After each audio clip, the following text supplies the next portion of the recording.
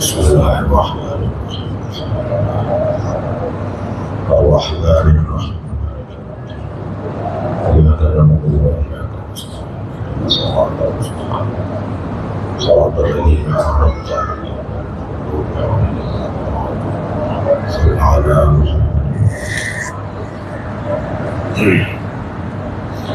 أعوذ بالله من الشيطان الرجيم بسم الله الرحمن الرحيم الحمد لله الذي لا يبلغ مدحته القائلون ولا يحصي نفعه العادون ولا يعدي حقه المجتهدون الذي ليس لصفته حد محدود ولا نبت موجود ولا وقت معدود ولا أجل مقدود فتبلغ الخلائق بقدرته ونشر الرياح برحمته والصلاة والسلام على الرسول المسدد المصطفى الأمجد المحمود الأحمد سيدنا ومولانا ومولى الكونين جد الحسن والحسين وعلي والقاسم محمد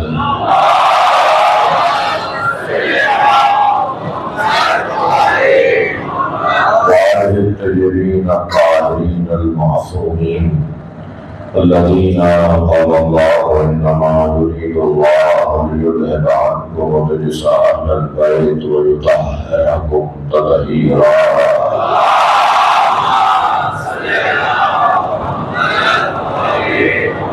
ولعنة الله على أعدائهم أجمعين من يوم عداوتهم إلى قيام يوم الدين أما بعد قال الحكيم في القرآن الكريم بسم الله الرحمن الرحيم ولقد أرسلنا موسى بآياتنا أن أخرج قومك من الظلمات إلى النور وذكرهم بأيام الله صلى الله عليه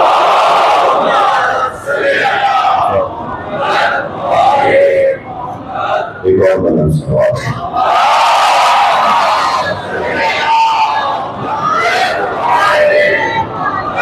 اس سے بلند سلوات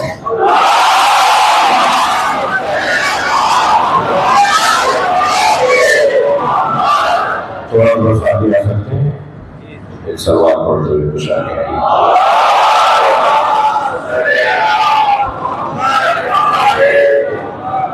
اور بلند سلوات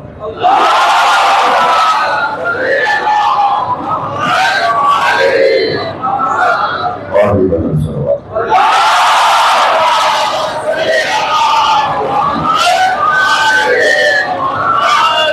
ایک اور سلوات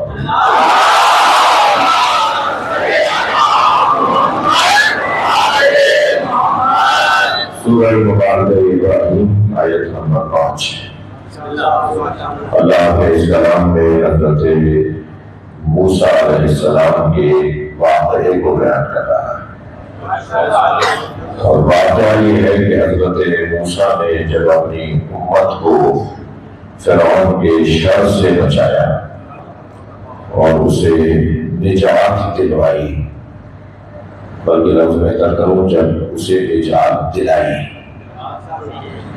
تو اس دن کو اللہ نے یوم اللہ قرار دیا ہے امت موسیٰ افضل ہے یا امت مصطفیٰ امت مصطفیٰ افضل ہے امت موسیٰ علیہ السلام سے یعنی حضرت موسیٰ کی امت سے سرکار دو جہاں کی یہ آخری امت افضل ہے تو اگر حضرت موسیٰ اپنی امت کو نجات دلائیں تو وہ یوم اللہ ہو جائے اور اگر امت مصطفیٰ کو حسین نجات دلائیں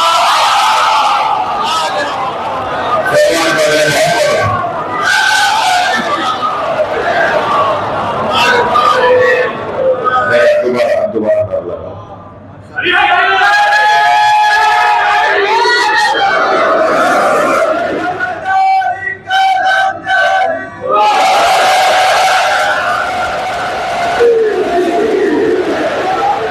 ماشاء اللہ امت مصطفیٰ کو نجات دلوانا دینا وہ امام حسین کا ہونا ہے. لہذا یوم اللہ وذکرہم بایام اللہ، قرآن کہہ رہا ہے اللہ اپنے حبیب سے حضرت موسیٰ کا واقعہ بیان کر رہا ہے. قرآن ہے یہ تو حضرت موسیٰ کا واقعہ ہے جو نبی پہ نازل ہوا ہے کہ جب لقد ارسلنا موسیٰ اور بتحقیق موسیٰ کو مبعوث کیا بآیاتنا، ہم نے اپنی آیات کے ذریعے سے ان اخرج قومک من الظلمات الی النور، کہ وہ اپنی قوم کو اے موسیٰ ظلمات سے نکال کر نور کی طرف لے جاؤ. وذکرہم بایام اللہ، اور اپنی قوم کی طرف اللہ کے ایام کو دہراؤ. اللہ کے ایام، میرا دن، آپ کا دن، پیدا ہونے والے کا دن، دنیا میں رہنے والے کا دن، سورج جس پر اثر کرے اس کا دن، سورج کے مطابق جو زندگی گزارے اس کا دن، تو سمجھ میں آتا ہے. مگر اللہ کے دن کا کیا مطلب ہے؟ جی اللہ خالق ایام ہے، اللہ محکوم ایام نہیں ہے. جی دن کیسے بنتا ہے میرے بچوں، میں آپ سے کیسے بات کروں؟ دن کیسے بنتا ہے؟ جی دن سورج کے طلوع ہونے اور غروب ہونے کا نتیجہ ہے، اور جب وہ دن مکمل ہو جاتا ہے تو لیل یعنی یوم نکل جاتا ہے، تو پھر لیل رات آ جاتی ہے. اور رات میں ہمیشہ چاند نہیں ہوتا، مگر رات میں ستارے ہوتے ہیں. تو وہ جو نور دینے کا ذریعہ ہے وہ ہمیشہ رات میں نہیں ہے، وہ دن میں روزانہ سورج نکلتا ہے. تو دن کا تعلق سورج کا اور سورج کا دن کے ساتھ تعلق بڑا گہرا ہے. دن بھی اوقات میں تقسیم ہے، وہ طلوع آفتاب والا دن، وہ چاشت والا دن، وہ قبل ظہر کا دن، وہ نصف النہار کا دن، وہ زوال آفتاب کا دن، وہ عصر کا وقت وہ دن، وہ غروب سے پہلے کا دن. جب دن مختلف لمحوں میں تبدیل ہو جائے تو وہ دن مختلف کیفیتوں کو ایجاد کرتا ہے. لہذا صبح کی کیفیت میری اور آپ کی کچھ اور ہے، چاشت کے وقت کی میری اور آپ کی کیفیت کچھ اور ہے، ظہر کے وقت میں کچھ اور ہے، اور پھر عصر کے وقت میں کچھ اور ہے، اور غروب کے وقت میں کچھ اور ہے. جس پر کیفیتیں تعین ہو وہ مخلوق تو ہو سکتا ہے، خالق نہیں ہو سکتا. یہ میرے مولا علی کا عقیدہ توحید ہے. یہ مولا علی نے جو نہج البلاغہ میں عقیدہ توحید بیان کیا ہے کہ وہ ہے خالق کے لیے کیفیت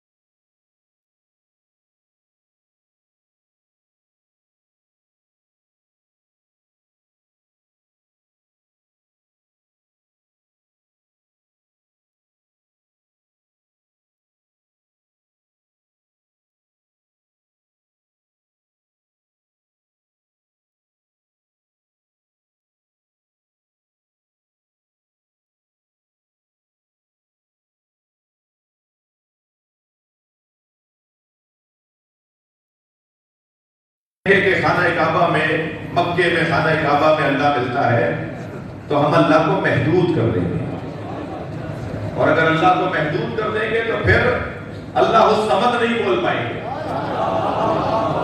تھوڑی گردن ہلاؤ بھائی، تھوڑی بات کرو۔ اگر اللہ کو ہم محدود کر دیں گے تو اللہ الصمد نہیں بول پائیں گے۔ اللہ بے نیاز ہے، اللہ صمد ہے، بے نیاز ہے۔ اللہ کا جسم کیوں نہیں ہے؟ چلو تھوڑا سا اور مجھ سے سن لو بھائی۔ اللہ جسم نہیں رکھتا۔ ہم اپنے بھائیوں سے اختلاف کرتے ہیں کہ اللہ اپنی ٹانگ جہنم میں ڈالے گا، ہم ان سے شدید اختلاف کرتے ہیں۔ توہین صحابہ پر بل پاس کرنے والوں،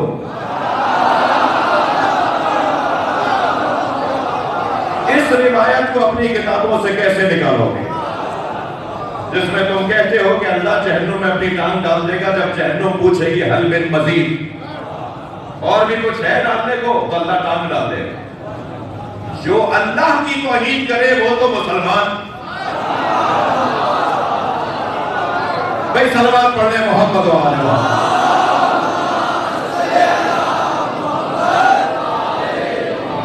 ہم اپنے بھائیوں سے شدید اختلاف ہے، علمی اختلاف ہے بھائی، علمی اختلاف ہے۔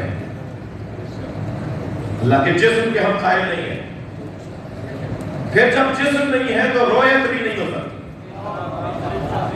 اللہ کو دیکھا بھی نہیں جا سکتا، اس لیے کہ دیکھا جسے تسلی ہے،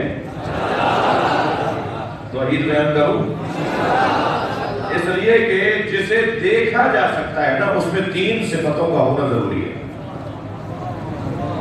قابل رویت جو بھی شے ہے اسے تین شرطوں کے ساتھ قابل رویت جانا جاتا ہے۔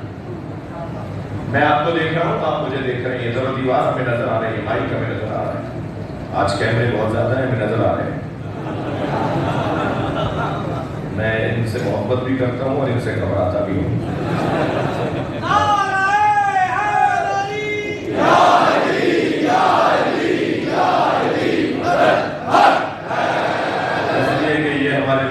کلپ کاٹنے میں بڑے ماہر ہیں، اور آگے پیچھے کا کچھ پتہ نہیں، بیچ میں سے جو ان کی کام کا کلپ ہوتا ہے جس پہ یوٹیوب پر انہیں کچھ ہے، یہ تو آپ بول رہے ہیں، میں نے ممبر سے کچھ لکھا،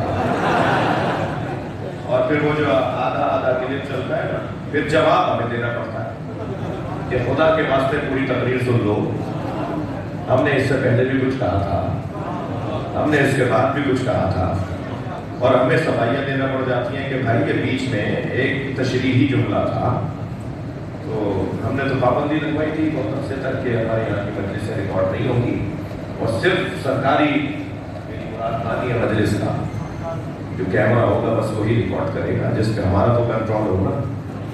ہم اس سے کہیں کہ بھائی ہمیں جو کرے آپ، تاکہ کل کبھی تو بہرحال زیادہ صلوات پڑھ لے رہا محمد۔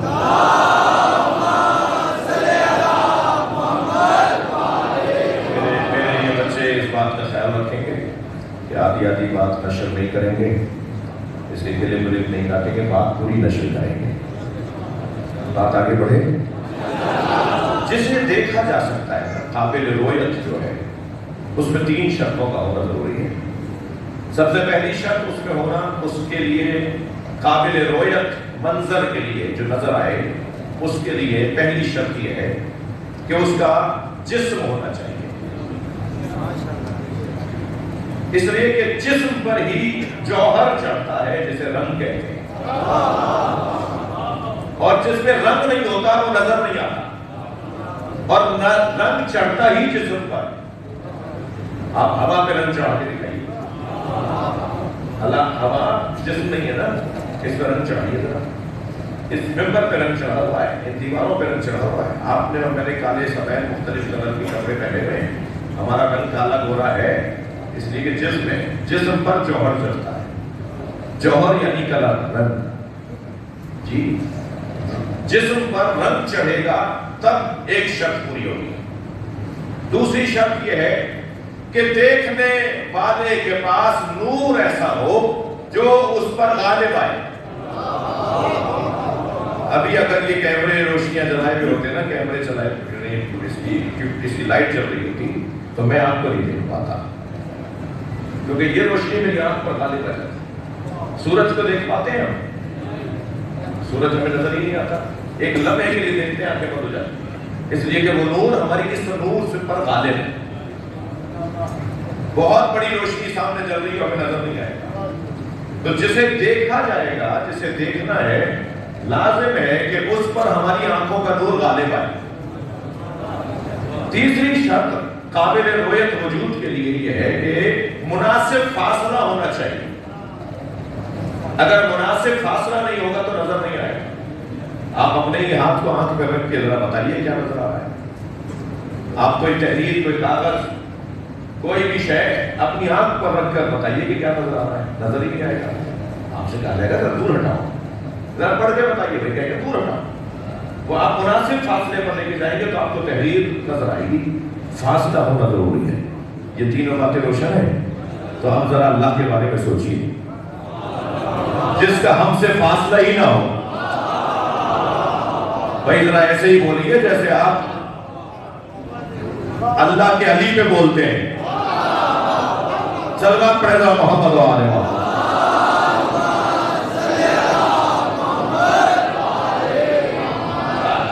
اللہ کہہ رہا ہے نحن اقرب من حبل الورید، میں تو تمہاری رگے جان سے بھی زیادہ قریب ہوں۔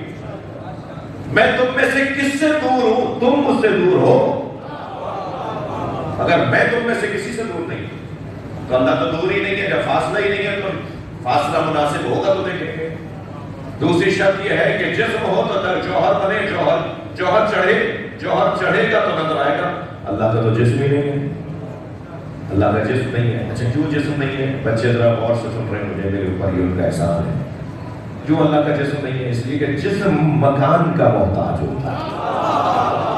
بڑی عنایت آپ مجھے برداشت کر رہے ہیں، سن رہے ہیں۔ جسم مکان کا محتاج ہوتا ہے، اور مکان حدوں کا محتاج ہوتا ہے، اور جس کی حدیں بن جائیں اس کا پڑوس بنتا ہے، اور جس کی حدیں ہوں وہ محدود ہو جاتا ہے، اور جو محدود ہو جائے وہ سمجھ نہیں رہتا۔ سمدیت کے لیے لازم ہے کہ وہ محدود نہ ہو، اور جسم آپ کا وہاں ہے، یہاں نہیں ہے، میرا یہاں ہے، وہاں نہیں ہے۔ ٹھیک ہے، ہمارا جسم وہاں ہے، آپ کا وہاں ہے، میرا یہاں ہے۔ یہ ہماری آپ کے برابر والا آپ کی حد ہے، آپ کے پیچھے والا آپ کی حد ہے، آپ کے آگے والا آپ کی حد ہے۔ حدوں میں جو محدود ہو جائے وہ سمجھ نہیں رہتا، تو اللہ کا جسم نہیں ہے۔ نور کا تو عالم یہ ہے کہ جب ہم سے سورج برداشت نہ ہوتا ہو، بھائی میں ابھی اس نور کی بات نہیں کر رہا جس کے طفیل سے سورج بنا ہے، اسے فاطمہ زہرا کہا جاتا ہے۔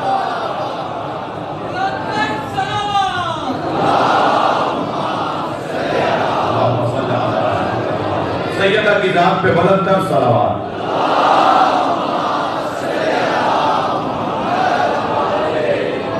سیدہ کی برکت سے، سیدہ کے نور سے اللہ نے چاند اور سورج کو بنایا۔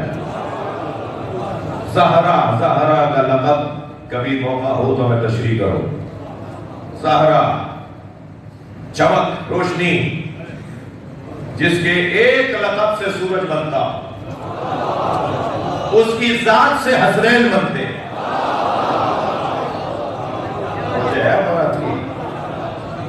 تو میں تو ابھی بات سورج کی کر رہا ہوں جو دھول ہے سیدہ کے پیروں۔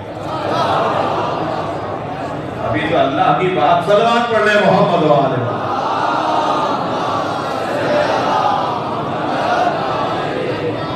اور پھر جو سیدہ کا بھی خالق ہے، اس اللہ کا نور کیسا ہے؟ نور السماوات والارض، اس کا نور غالب ہے ہر نور کے اوپر، تو پھر ہمیں وہ کیسے نظر آئے گا؟ جو میرے بھائی قیامت میں اللہ کو دیکھنے کے منتظر ہیں، مجھے ان سے ہمدردی ہے، اور ہمدردی اس لیے ہے کہ کم سے کم ان کے مزاج میں بھی انتظار ہے۔ وہ قیامت میں اللہ کو دیکھنے کے منتظر ہیں، مجھے ہمدردی اس لیے ہے کہ وہ کسی حد تک ہمارے ساتھ ہیں۔ فرق یہ ہے کہ وہ ناممکن کے منتظر ہیں، ہم ممکن کے منتظر۔ सलावत पढ़ने नबी और आले नबी का।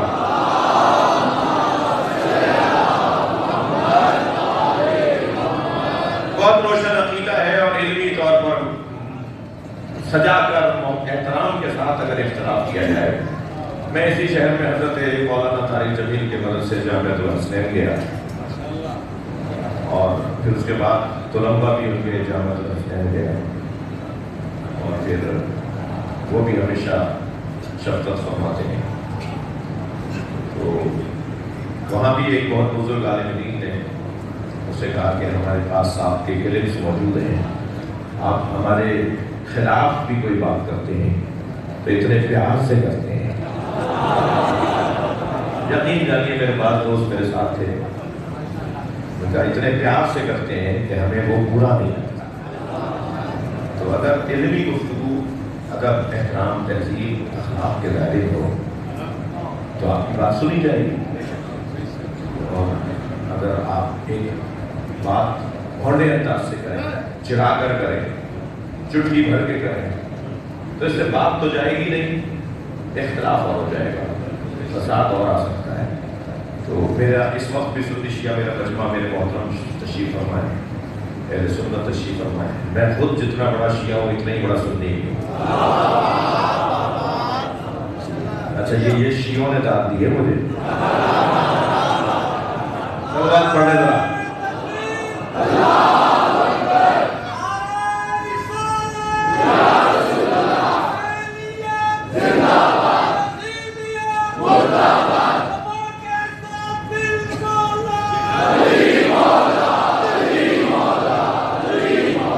सलवात पर मोहम्मद व आली।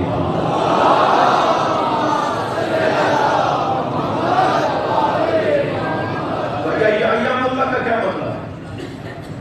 ये शायर अल्लाह का क्या मतलब है? शायर अल्लाह कौन से हैं? अल्लाह की निशानियां। ये सफा और मरवा अल्लाह वहां मिलता है क्या? ये जो जानवर है कुर्बानी का जिसे शायर अल्लाह कहा गया, अल्लाह इसको देखकर मिलता है क्या? फिर शायर अल्लाह का क्या मतलब? अल्लाह की निशानी। फिर हब्लुल्लाह का क्या मतलब है? अल्लाह की रस्सी। थक गया। ये जो कुरान ने हब्लुल्लाह कहा है, अल्लाह की रस्सी, ये क्या खाने काबा की छत पे लटकी हुई है?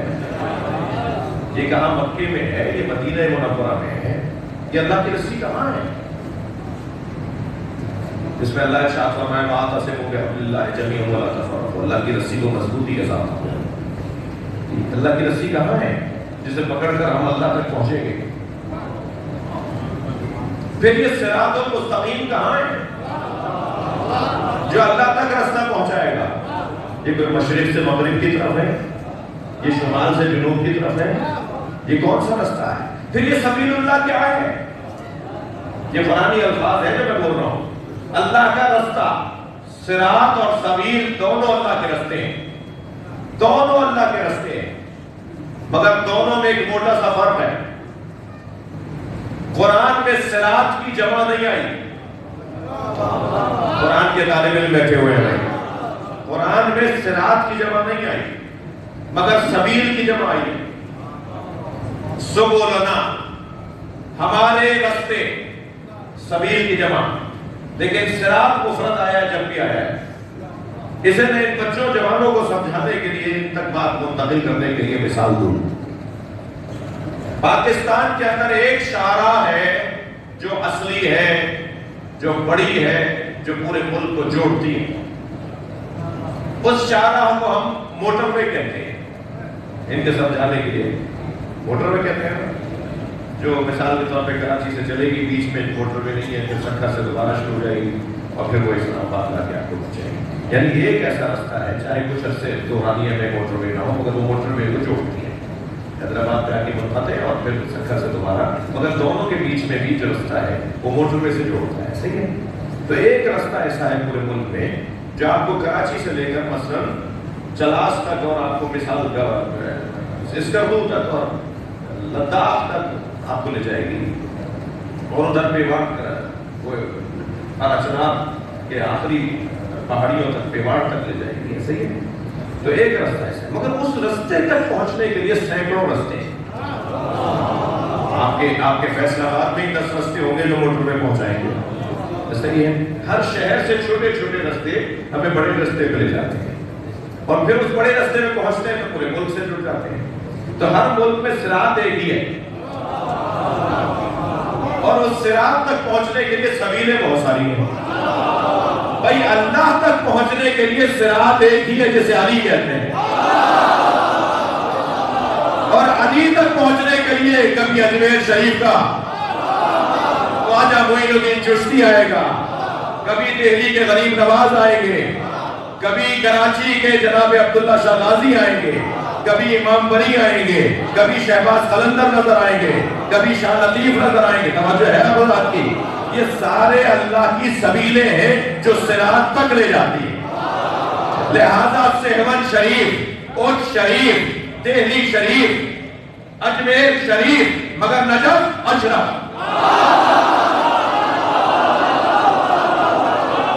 صلوات پڑھنے محمد و آل محمد.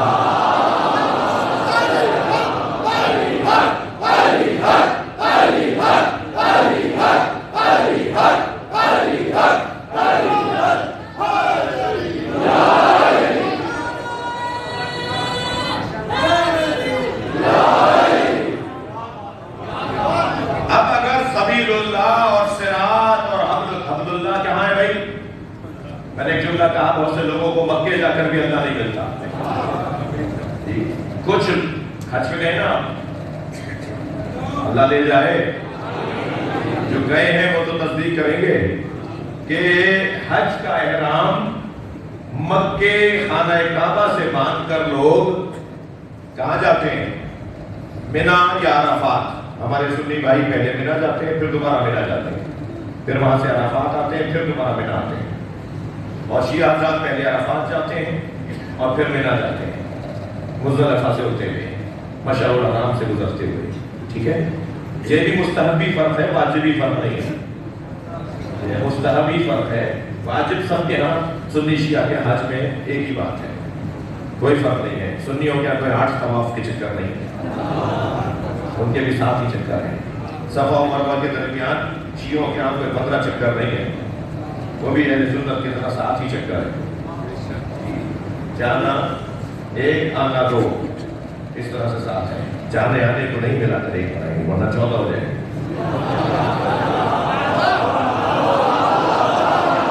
صلوات پڑھنے والا محمد و آل.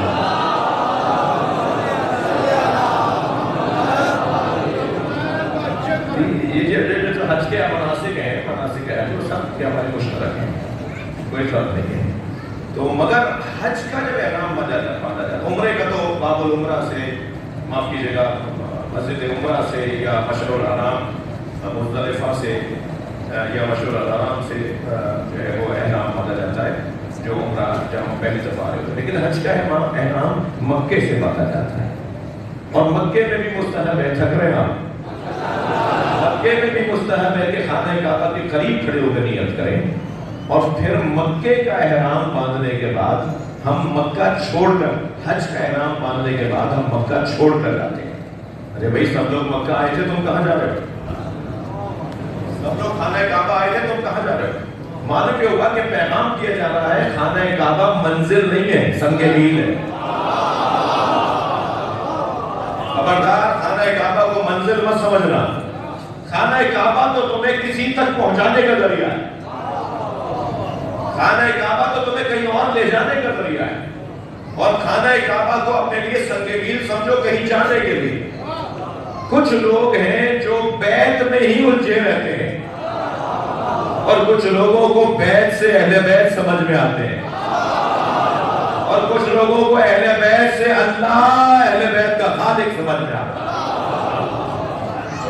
یہ منزلیں ہیں بھائی, یہ منزلیں ہیں. رستہ اللہ کا وجود, رستہ ہے یہ, ہدف اللہ کا وجود ہے, مقصد اللہ کا وجود ہے. توجہ ہے, بات آگے بڑھے. شاعر اللہ, عبد اللہ, نور اللہ, آیت اللہ, اسی طرح ایام اللہ, یعنی ہر وہ چیز جو ہمیں اللہ تک لے جائے وہ بنے گا اس اضافے کا، اس مضاف مضاف الیہ کا نتیجہ ہے۔ ایام اللہ مضاف مضاف الیہ ہے، صفت موصوف نہیں ہے۔ شاعر اللہ مضاف مضاف الیہ ہے، یہ صفت موصوف نہیں ہے۔ یہ مضاف مضاف الیہ بیان کر کے ہمیں اللہ کی طرف، ہمیں یوم اللہ کی طرف، اللہ کی طرف لے جایا جا رہا ہے۔ یوم، حبل اللہ، نور اللہ، صراط الہی، ان سب کو کیسے سمجھیں گے؟ بس جس دن اللہ تم پہ روشن ہو جائے، جس دن تمہارے پاس جواب دینے کو کچھ نہ رہے، جس دن تم اللہ کے خلاف بولنے سے لاجواب ہو جاؤ، جس دن تم توحید کے خلاف سوچنے سے لاجواب ہو جاؤ، جس دن تمہیں اللہ ہے سمجھ میں آ جائے، وہی جگہ صراط ہے، نور ہے، وہی جگہ حبل اللہ ہے، وہی جگہ شاعر اللہ ہے، وہی یوم اللہ ہے۔ جس دن ہمیں ہمارے پاس، یعنی ہم تو نہیں ہیں الحمدللہ جو اللہ کے مخالف اور اللہ کے منکر ہیں، یا ہمارے ذہنوں میں وہ خناس ڈالتے ہیں، یا ہمارے ذہنوں میں وہ وسواس ڈالتے ہیں، یا ہمارے جوانوں کے ذہنوں میں ہمارے تعلیمی اداروں کے اندر الٹی سیدھی باتیں ڈالی جاتی ہیں، لیکن جہاں ہم پر یہ روشن ہو جائے کہ وہ ساری دلیلیں جو اللہ کے خلاف ہیں وہ سب باطل اور اللہ ہے ثابت، جس ذریعے سے یہ بات ثابت ہو جائے، وہ صراط اللہ ہے، وہ سبیل اللہ ہے، وہ حبل اللہ ہے، وہ شاعر اللہ ہے، وہ یوم اللہ ہے۔ اور اگر وہ یوم اللہ سمجھ میں آ جائے تو پھر سمجھ میں آئے گا کون وجہ اللہ ہے، کون عین اللہ ہے، کون لسان اللہ ہے، کون جب اللہ ہے، کون رجل اللہ ہے، کون ولی اللہ ہے۔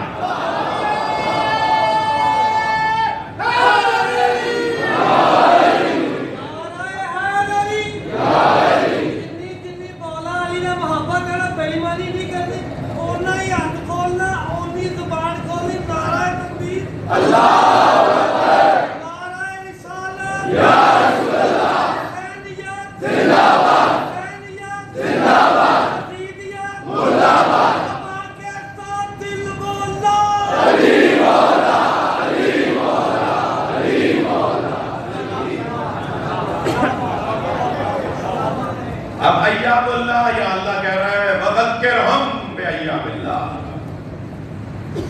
اے میرے موسیٰ انہیں اللہ کے ایام دہرا کے بتاؤ، بار بار دہراؤ، وہ جتنے یوم، جتنے ایام اللہ کی یاد میں ہیں اور اللہ کو ثابت کرتے ہیں، وہ ایام اللہ ہے۔ کنز الایمان کی حدیث سنا رہا ہوں، سرکار دو جہاں فرما رہے ہیں ان عاشوراء ایام من ایام اللہ، سرکار فرما رہے ہیں عاشوراء اللہ کے ایام میں سے ایک یوم ہے۔ سب سے زیادہ جو ہمیں اللہ سمجھانے کا دن ہے، تھک گیا، سب سے زیادہ جو اللہ سمجھانے کا دن ہے وہ عاشوراء کا دن ہے۔ عاشوراء میں اللہ بتاتا ہے کہ اللہ ہے۔ علامہ نقل صاحب کا بڑا حسین جملہ ہے، نقل صاحب فرماتے ہیں، بہت بزرگ عالم بر صغیر کا آیت اللہ العظمی عالم علیم، تو فرماتے ہیں کہ اللہ ہے پر انگنت دلیلیں۔ یہ بچہ بھی کوئی دلیل دے دے گا۔ جب کسی نے امام سے کہا تھا نا کہ مولا کیا توحید فطری ہے، حضرت نے فرمایا توحید فطری ہے، تو اس نے کہا توحید فطری ہے تو ہر شخص کے پاس دلیل ہونی چاہیے۔ حضرت نے فرمایا ہر شخص کے پاس دلیل ہے۔ کہنے لگا یہ کیسے ممکن ہے، پڑھے لکھے کے پاس بھی دلیل ہو اور ان پڑھ کے پاس بھی دلیل ہو؟ تو امام نے فرمایا میرے ساتھ 2 قدم آگے آؤ۔ روڈ کے کنارے پر ایک خاتون چرخہ کاٹ رہی تھی، حضرت نے اسے آواز دے کر کہا بی بی تم پڑھی بھی ہو؟ کہنے لگی نہیں میں کسی سے کچھ نہیں پڑھی، مجھے اپنا نام بھی لکھنا نہیں آتا۔ حضرت نے فرمایا اللہ ہے؟ کہنے لگی ہاں ہے۔ حضرت نے فرمایا دلیل کیا ہے؟ اس نے چرخے کا، اس پہیے کا دستہ چھوڑ دیا۔ جو دستہ چھوڑا تو وہ پہیہ آہستہ ہونے لگا، آہستہ آہستہ ہو کر رک گیا۔ کہنے لگا جب یہ پہیہ بغیر چلانے والے کے نہیں چلتا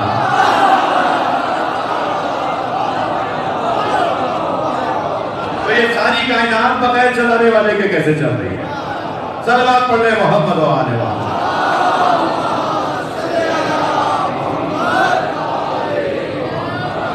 فطری طور پر کوئی بھی نہیں ملے گا آپ کو جو اللہ ہے کو نہ مانتا ہو۔ مگر ہمارے ساتھ مشکل یہ ہے کہ ہم اللہ ہے کو مانتے ہیں، مگر پھر کچھ دن کے بعد ہمارے ذہن میں کوئی خیال ڈالا جاتا ہے اور ہمارا عقیدہ توحید کمزور پڑنے لگتا ہے۔ وہ ہم انسان ہے نا، بولو ہاں ہے نا، ہم انسان ہیں تو نسیان سے، اور نسیان یعنی بھولنا، ہم دلیلیں بھول جاتے ہیں، اپنی ہی قائم کردہ دلیلیں بھول جاتے ہیں۔ تو جو بھولنے والا وجود ہو اسی کے لیے تو کہا جا رہا ہے ذکرہم بایام اللہ، ان کے سامنے اللہ کے ایام کو دہراؤ۔ اور سرکار کو تو ایک ایسا حکم اللہ نے ارشاد فرما دیا، ذکر فإن الذکر تنفع المؤمنین، اے میرے حبیب بار بار دہراؤ، بار بار دہرانے سے مومنین کو فائدہ ہوتا ہے۔ جو کہتے ہیں نا کہ ہر سال عاشورہ، میں ان سے ایک سوال کر رہا ہوں، روزانہ 5 مرتبہ ایک ہی اذان؟ ارے بھائی صبح کی کچھ اور کر لو، تو اثر مغرب عشاء کے جملے بدل دو، دن میں 5 مرتبہ ایک ہی اذان، ایک ہی جملے۔ تم جب 4 گھنٹے میں بھول جاتے ہو، نہیں تھک گیا پہلی بار، تمہاری تو اتنی بڑی ضرورت ہے دہرانے کی، تمہاری تو اتنی محتاجی ہے بار بار دہرانے کی کہ دن میں 5 مرتبہ دہراؤ تب بھی تمہیں اللہ یاد نہیں آتا۔ اور سال بھر میں اگر حسین دہرایا جائے،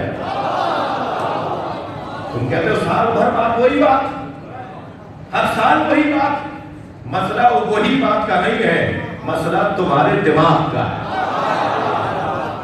تم جس ذکر کو پسند نہیں کرتے اس کے خلاف فتوے دیتے ہو، مگر یاد رکھو حسین مولا کے قتل کا فتویٰ دینے والا بھی آج اس کی قبر کا پتہ نہیں ہے، مگر مولا حسین کا مزار ہمارے دلوں میں بنا ہوا ہے۔ قلب مومن ہے نا کہ مرقد حسین ہے،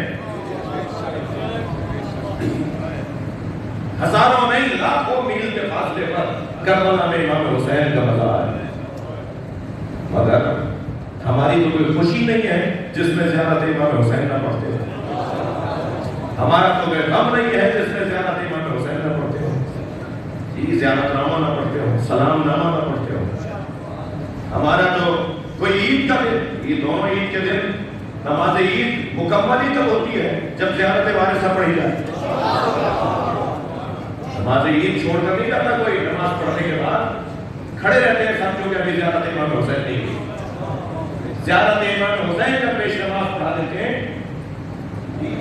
تو اس کے بعد نماز عید عین مکمل ہوتی ہے۔ ہم نماز واجب روزانہ 5 پڑھتے ہیں، 5 نماز کے بعد ہماری نماز میں تو حسن بڑھ جاتا ہے، ہماری نماز کی طاقت میں اضافہ ہو جاتا ہے جب ہم امام حسین کو سلام کرتے ہیں۔ ہم سال بھر بعد یاد نہیں کرتے حسین، اور یاد رہے جو نماز حب حسین کے بغیر ہو وہ نماز منہ پہ ماری جائے گی۔ سرکار نے کیا فرمایا، صلو کما رأیتمونی اصلی، نماز ایسے پڑھو جیسے مجھے پڑھتے ہوئے دیکھ رہے ہو۔ تو نبی نے نماز کیسے پڑھی، سجدے میں سر ہے، پشت حسین ہے، ایسے پڑھی ہے لیکن نماز۔ اور ایک دفعہ ہوتا نا تو شاید کوئی محترم صحابی کہتے کہ اس دن میں نماز میں نہیں تھا،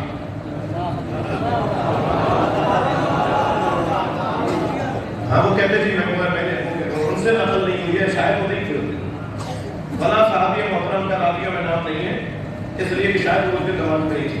24 مرتبہ یہ ہوا، امام حسین نبی کی پشت پہ آ کے بیٹھے ہیں، یہ 1-2 دفعہ نہیں ہوا، 24 مرتبہ ہوا کہ کوئی بھی رہنے نہ پائے۔ تھک رہے ہیں آپ میری باتوں سے؟ حضرت عبداللہ ابن مسعود فرماتے ہیں کہ ایک دن جب نبی کا سجدہ طول پکڑنے لگا تو میں بالکل نبی کے عقب میں تھا، جب میں نے دیکھا کہ سجدے میں ذکر پر ذکر بڑھ رہا ہے۔ اچھا یاد رہے حسین کے آنے سے، حسین کی یاد میں سجدہ مختصر نہیں ہوتا، طویل ہو جاتا ہے۔ حسین مولا کے نام پہ نماز چھوٹتی نہیں ہے۔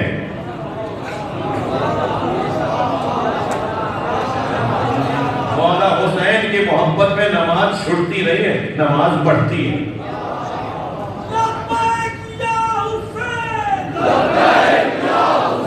मिलकर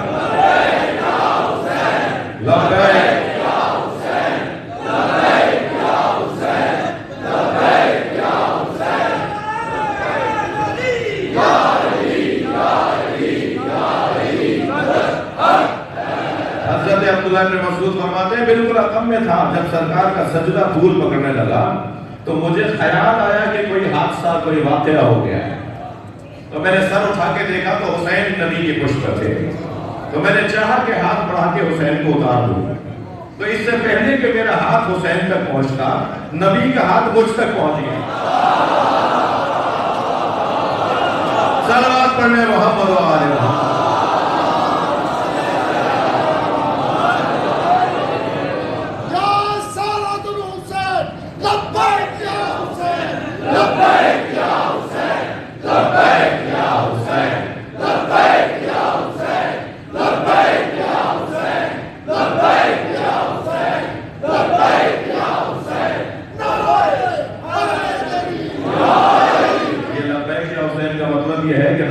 छूटेगी नहीं, यही मतलब है ना, यानी हमारी नमाजें अब छूटेंगी नहीं। लब्बैक बोल दिया भाई, बोलने से पहले सोचता ना, नहीं सोच के बोला है। सलवात पढ़ ले मोहम्मद व आले। और बुलंद सलवात।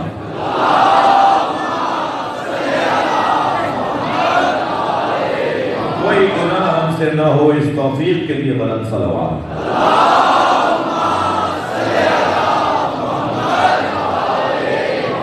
कोई वाजिब अमल हमसे न छूटे, इस तौफीक के लिए बुलंद सलवात।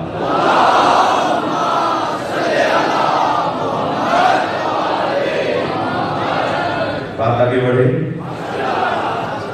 यौमुल्लाह, यौम आशूरा, यौम आशूरा यौमुल्लाह है। नक़्क़द साहब फरमाते अल्लाह है पर अनगिनत दलीलें। अल्लाह है ये दलील, अल्लाह है ये दलील। फरमाते हैं मगर अल्लाह है पर सबसे बड़ी दलील अस्र आशूर हुसैन का इत्मीनान।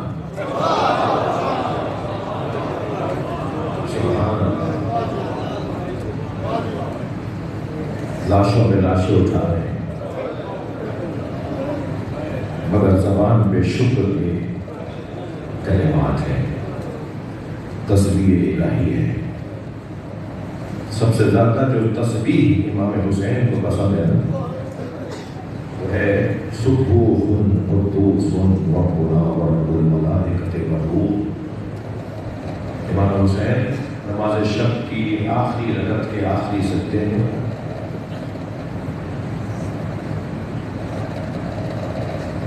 इस तस्बीह को कसरत से पढ़ते हैं।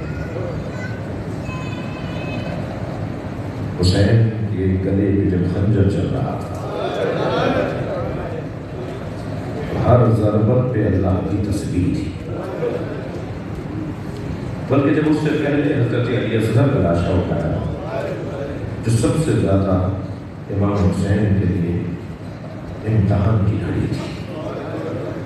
लाशें तो बहुत उठाई और खूब रोए, इसलिए कि जो इंसान होता है ना, उसका दिल नर्म हो। तो इमाम हुसैन तो इंसान कामिल भी नहीं, इंसान अकमल है। आम इंसान का दिल नर्म होता है, जो इंसान कामिल हो उसका दिल और नर्म होता है, जो इंसान अकमल हो उसका और दिल। हज़रत इब्राहीम की रहमत पर नबी मुकर्रम ज़ारो क़तार हो रहे थे। उनके फर्जंद हज़रत इब्राहीम, नबी मुकर्रम के फर्जंद हज़रत इब्राहीम की जब रहमत हुई तो आप ज़ारो क़तार हो रहे थे। इत्तेफ़ाक़ से इमाम हुसैन की उम्र के थे वो, ज़ारो क़तार हो रहे थे। तो नबी की एक ज़ौजा मोहतरमा ने उम्मुल मोमिनीन ने कहा, या रसूल अल्लाह, ये तो कमसिन था, ये तो बच्चा था। तो फरमाया मैं खुद नहीं तुम्हें समझा सकूंगा कि मेरा दिल टूट रहा है, मुझे रोना आ रहा है, मैं बेसाख्ता रो रहा हूँ। ये जो बेसाख्ता रोना है ना, ये दिल की नरमी की अलामत है।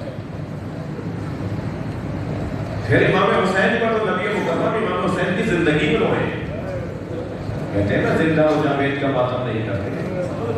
تو جو شہید ہونے کے بعد زندہ ہو وہ شہید ہونے سے پہلے بھی تو زندہ ہے، تو ان کی زندگی میں نبی کیسے ہوئے؟ جب حضرت ام سلمہ سے فرمایا رضی اللہ تعالیٰ عنہ میں سفر سے لوٹا ہوں، مجھے کچھ دیر آرام کرنا ہے، جو کوئی ملنے آئے تو اسے کہہ دینا نبی میں پہ استراحت ہے۔ ابھی حجرے میں گئے، کچھ دیر گزری تھی کہ امام حسین دوڑتے ہوئے آئے، نانی نانا آ گئے؟ فرمایا ہاں حسین تمہارے نانا آ گئے مگر وہ آرام کر رہے ہیں، اور مجھ سے کہا کوئی ملنے آئے تو اسے بھی بتا دینا۔ تو رک کر دھیمے سے لہجے میں فرمایا مجھے بھی روکا ہے؟ فرمایا تمہارے نانا نے تخصیص نہیں لگائی، یہ نہیں بولا کہ کسے کہنا اور کسے نہ کہنا۔ امام حسین واپس لوٹے، ابھی اس حصے سے لوٹ کر دوسرے حصے میں، مکان کے دوسرے حصے میں دوسری طرف مڑے ہی تھے کہ حجرے سے نبی باہر آئے۔ بی بی فرماتی ہے سر پہ امامہ نہیں تھا، سرکار کے دوش پر ابا نہیں تھی، پیروں میں نالے بھی نہیں تھے، اور مجھ سے کہا میں سلمہ تم نے حسین کو لوٹا دیا، اور جلدی آگے بڑھے، حسین کو گود میں لیا، اپنی آغوش میں لے کر حجرے میں آ گئے۔ بی بی فرماتی ہے کچھ دیر بعد نبی کے رونے کی آواز آئی، کہتی ہیں آواز جب پڑھنے لگی تو میں مجبوراً میں نے کیا دیکھا، حسین کا کرتا اتارا ہوا ہے اور حسین کے سینے کا بوسہ دے رہے ہیں، کبھی حسین کے گلے کا بوسہ دے رہے ہیں، کبھی حسین کے لبوں کا بوسہ دے رہے ہیں، کبھی حسین کی پیشانی کا۔ میں نے کہا یا رسول اللہ ایسے آپ اپنے بچے کو پیار کر کر کے رو کیوں رہے ہیں؟ جن کے مذہب میں رونا جائز ہے وہ تکلف کر کے نہ روئے، کوئی زبردستی نہیں ہے، جہاں رونا جائز ہے۔ ائمہ اہل بیت نے حسین مولا پہ بلند رونے والوں کے لیے دعا کی، امام محمد باقر تو مصلی بچھا کے رونے والوں کے لیے دعا کی، امام جعفر صادق تو دونوں ہاتھ اٹھا کے حسین کو رونے والوں کے لیے دعا کی، امام رضا تو فرماتے ہیں یہ اپنا شبیب راوی ہے، فرماتے شبیب یہ اپنا شبیب جب ہمیں دنیا تمہیں گھیر لے تو دنیا کے غم میں نہ رونا، فقر کے لیے حسین میرے جد حسین کو رو دینا، تمہارا غم ختم ہو جائے گا۔ تو ائمہ اہل بیت نے ہمیں بلند آواز سے رونے کا حکم دیا ہے۔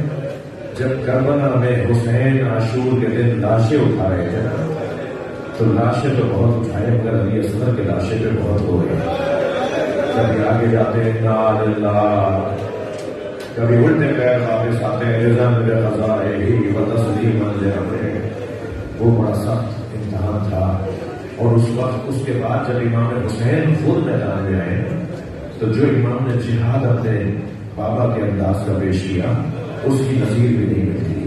میمانہ میں سارا قلب لشکر، عقب لشکر، صورت لشکر، جتنا بھی لشکر کے دستے ہوتے ہیں ان سب دستوں کو امام حسین نے مخلوط کر دیا، اور جب دستے کے اندر موجود دوسرے دستے میں داخل ہوئے تو پھر ایک دوسرے کو پتہ باری چلانے لگے، اور امام حسین کا جلال اتنا تھا کہ جہاں گھوڑا پڑتا تھا وہاں سے فوجیں بھاگتی تھی، اور بھاگتا ہوا سپاہی جب دوسری طرف جاتا تھا تو اسے سامنے سے حسین آتے نظر آتے، اور پھر آوازیں بلند ہونے لگی الامان بچاؤ، حسین سے بچاؤ۔ کہ کچھ دیر کے لیے امام نے اپنا ایک عمل دکھایا ہے کہ میں کتنی طاقت اور کتنی شجاعت اور بہادری رکھتا ہوں۔ پھر جب فوجیں بھاگنے لگی نا اور الامان کی آوازیں آنے لگی تو امام گھوڑے کی پشت پہ کھڑے ہوئے اور پھر نہر کی طرف رک کر کے کہا عباس اٹھو میرے بھائی، میری آخری جنگ دیکھو، اجرکم اللہ۔ اور پھر آواز دے کر کہا عباس تمہارے تو سر کو کاٹ دیا، تمہارے تو بدن کے ٹکڑے ٹکڑے کر دیے، اجرکم اللہ۔ ایک کوفے کا مسافر ہے جو واپس کوفے آتا ہے تو کیا دیکھتا ہے کہ دکانیں بند ہیں، بازار بند ہے، چہل پہل نہیں ہے، کوئی مرد نظر نہیں آ رہا۔ نام ہے عبداللہ ابن عفیف ازدی۔ وہ کہتا ہے میں جب کوفے میں آیا تو مجھے یہ منظر نظر آیا، پریشان ہو گیا کہ کوفے والے کہاں چلے گئے۔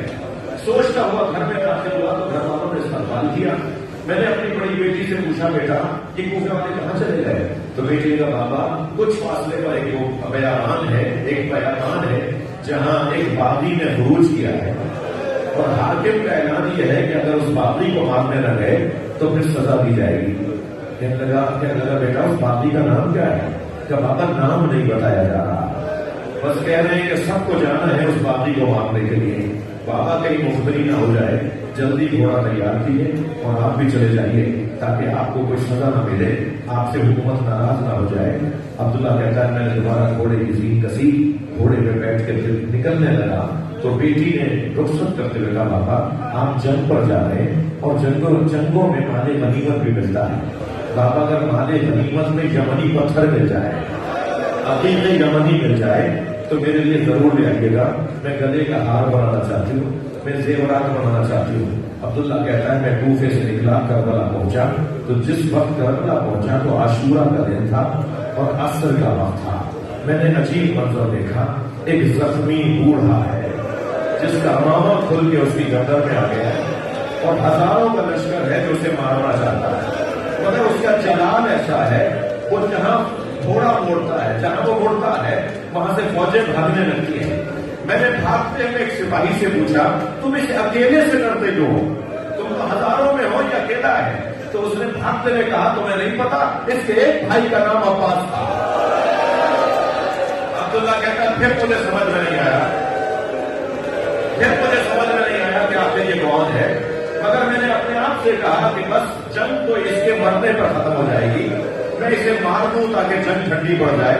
عبداللہ کہتا ہے میں نے اپنا گھوڑا ان کے گھوڑے کے پیچھے لگایا, چند ذرہ کا فاصلہ رہ گیا تھا, چند ہاتھوں کا فاصلہ رہ گیا تھا, ان کا گھوڑا آگے تھا, میں بالکل قریب آ گیا تھا. کہتا ہے میں نے تلوار نکال کے ارادہ کیا کہ حملہ کروں اور ان کا سر اتار دوں. تو جیسے ہی میں نے ارادہ کیا تو انہوں نے مڑ کر دیکھا اور کہا عبداللہ قریب آؤ. کہتا ہے میرے ہاتھ پیر کانپنے لگے, یہ میرے نام سے مجھے کیسے جاتا. تو میں جب رک گیا, کھڑا ہو گیا, تو پھر ان کی آواز آئی عبداللہ قریب آؤ. تو جب میں نہیں آگے بڑھا تو انہوں نے انگوٹھی اتاری اور کہا یہ عقیق یمنی ہے, اپنی بیٹی کو جا کے دینا اور کہنا میں باغی نہیں ہوں, میں نبی کا نوازا حسین, میں علی کا بیٹا زہرا کا لال حسین.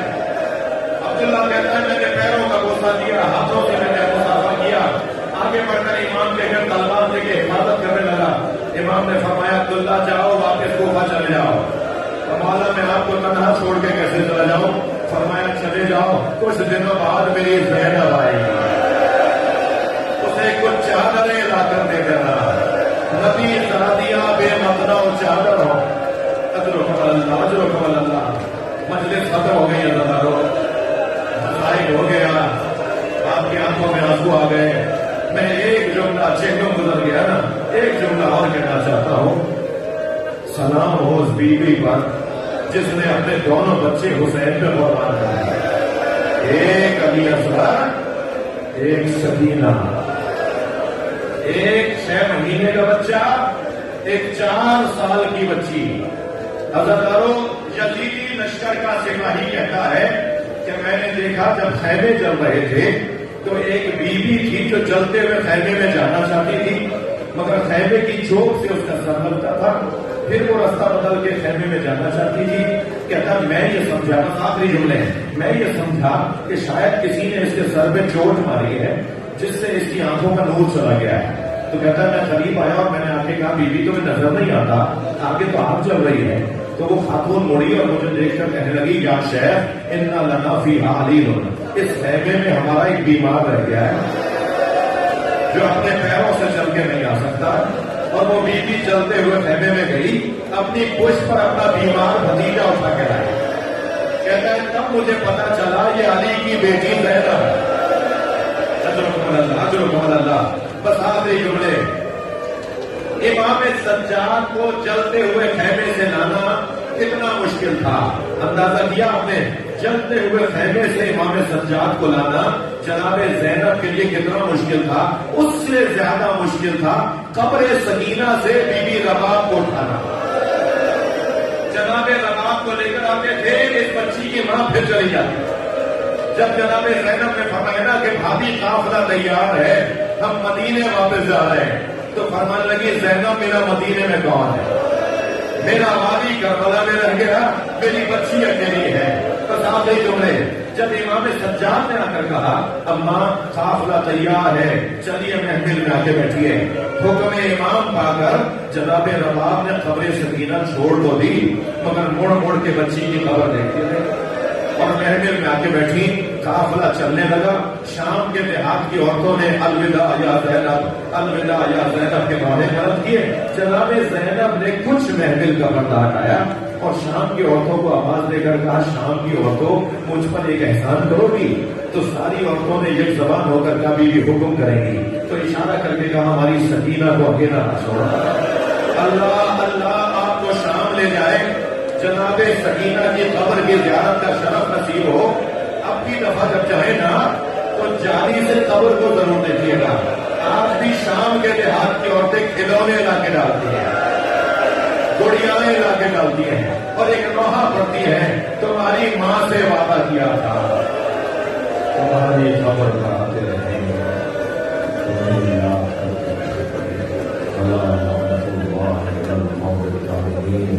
یا اللہ ان آوازوں پر رحمت نازل فرما، آخرین کے رزق میں عزت میں فرما، تمام مریضوں کو شفا عطا فرما، تمام بے روزگاروں کو روزگار عطا فرما، یا اللہ مسافروں کو منزل عطا فرما، پاکستان کا بھلا کر خیر عطا فرما، اس کے دشمنوں کو یا اللہ ان کی اصلاح فرما، قابل اصلاح نہیں ہے تو انہیں برباد کر دے۔